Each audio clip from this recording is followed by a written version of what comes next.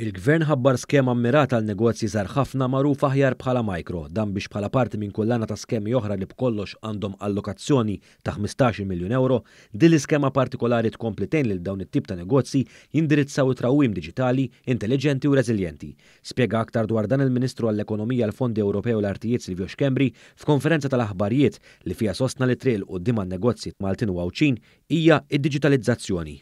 Ħriġna din l-iskema ta' 2 miljun euro li tikkwalifika għalihom biss sabiex naraw kif dawn in-negozji żgħar nassistuhom b'fondi diretti sabiex huma jkunu jistgħu jinvestu fi pjattaformi diġitali, f'apparat neċessarju diġitali sabiex ikomplu jimxu mal-politika tal-Gvern f'dik l-istrateġija li nidejna. Il-Ministru Xkembri kompla jispjega kif din l-iskema hija parti mill-pjan ta' Malta l irkupru u reżiljenza li identifika 17 l-investiment u 30 riforma appoġġjati minn 316.4 miljun euro f'fondi biex Malta tkompli tkun reżiljenti.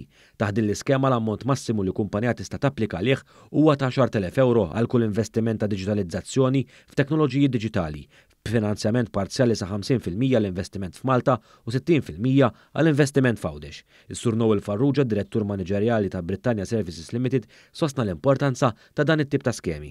Hija xi ħaġa li għettejna ħafna biex nistgħu naqbgħu għaddejjin, inkabbru x-xogħol tagħna u nkunu iżjed professjonali li nistgħu nħabbtuha ma' pajjiżi ma' operaturi ikbar minna. Min-naħa tiegħu s-Segretarju Parlamentari għall fondi Ewropej Chris Bonnet sostna li dawn l-iskemi min-naħa tal-Gvern waslu grazzi għal fondi Ewropej, partikolarment mill-Fond tal-Kupru u Reżiljenza, u rremarkaw wkoll dwar l-importanza tal-konsultazzjoni biex dawn l-iskemi jieħdlu fis-seħħ. B'dawn il-fondi Ewropej qegħdin naraw li smajna s-suq kif dejjem nagħmlu nikkonsultaw man-nies u hemm bżonn kien hemm il-bżonn partikolari fis-suq tagħna li dawn il-micro businesses daw iż-żgħar ħafna ikollhom l-opportunità li jagħmlu l-pjattaformi diġitali tagħhom iktar reżiljenti.